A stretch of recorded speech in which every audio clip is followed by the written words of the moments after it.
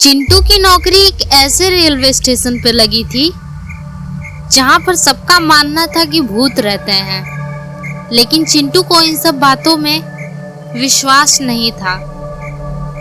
इसलिए उसने वहां ड्यूटी करने से मना नहीं किया। आज उसकी नाइट ड्यूटी थी। स्टेशन पूरा खाली था। स्टेशन पर कोई दुकान भी नहीं थी। चिंटू मन लगा के अपनी ड्यूटी कर रहा था, पूरी ईमानदारी के साथ और निडर होके।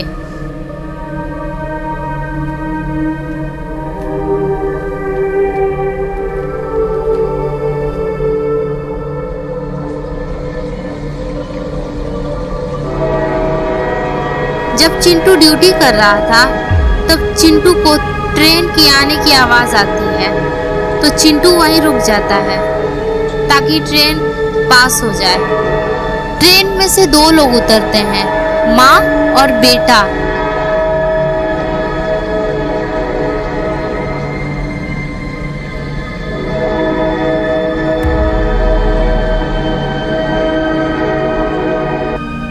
वो दोनों लोग जाकर दूसरे बेंच पर बैठ जाते हैं। माँ पहली बेंच पर बैठती है, बेटा दूसरे बेंच पर बैठता है। यह देखकर चिंटू को आश्चर्य होता है कि दोनों अलग अलग बेंच पर क्यों बैठे हैं। चिंटू बच्चे से कहता है, बच्चे तुम्हें अपनी माँ के साथ रहना चाहिए, यूं रेलवे स्टेशन पर अपनी माँ का साथ नहीं छोड़ना चाहिए। जिस पर बच्चा जवाब देता है,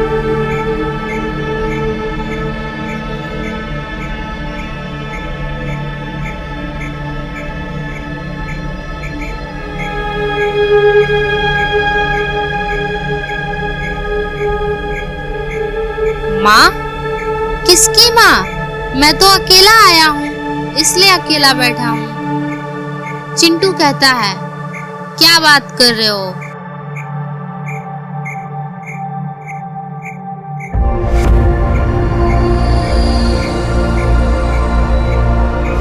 वो रही तुम्हारी माँ, देखो वहाँ बैठी है। बच्चा कहता है, क्या मजाक कर रहे हैं अंकल? मेरी माँ को तो गुजरे 5 साल हो गया। जब मैं 2 साल का था तभी वो चल बसी। आप एक बार फिर से देखिए, मुझे तो वहाँ कोई नहीं दिख रहा। चिंटू फिर से देखता है तो सच में वहाँ पर कोई नहीं था। यह देखकर चिंटू आश्चर्य हो जाता है। बच्चे से कहा, तुम अकेले नहीं आए थे, तुम इतने छोटे हो कि अकेले कैसे आ सकते हो? मैं ये बोलकर चिंटू वापस उसी दिशा में देखता है।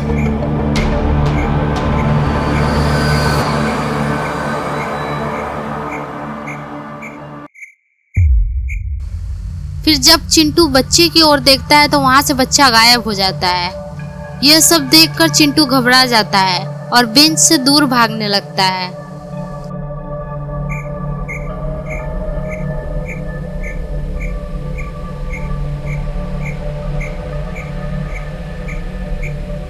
तभी वो अपने सामने उसी औरत को देखता है जिसे वो उस बच्चे की माँ समझ रहा था। वो औरत चिंटू से कहती है, सर मेरा बेटा खो गया है, प्लीज आप उसे ढूंढ दीजिए। इतनी रात को वो पता नहीं कहाँ चला गया। वो मेरे साथ ही उतरा था, आपने देखा होगा, पर अब वो नहीं मिल रहा है।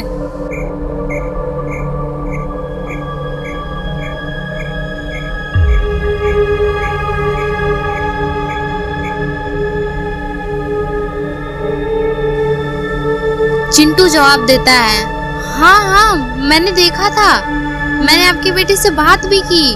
वो बोल रहा था कि मेरी कोई माँ नहीं है। पर आप कहाँ थी? अभी तो आप पीछे बैठी थी, फिर आप यहाँ कैसे?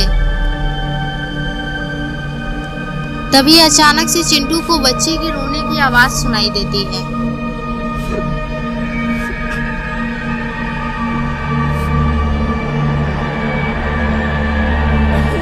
उसका सर दर्द करने लगता है।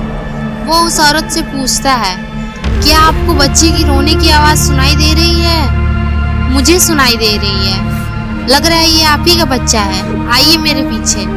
चिंटू उस आवाज के पीछे जाता है। जब वो उस आवाज का पीछा करता है तो वो अपने सामने कुछ ऐसा देख लेता है जिसे देखकर वो बेहोश हो जाता है। वह देखता है कि जिस बच्चे को वो लोग ढूंढ रहे थे उस बच्चे की गर्दन कटी हुई है और दोनों हाथ पैर टूटे हुए हैं और उसकी लाश हवा में लटक रही है।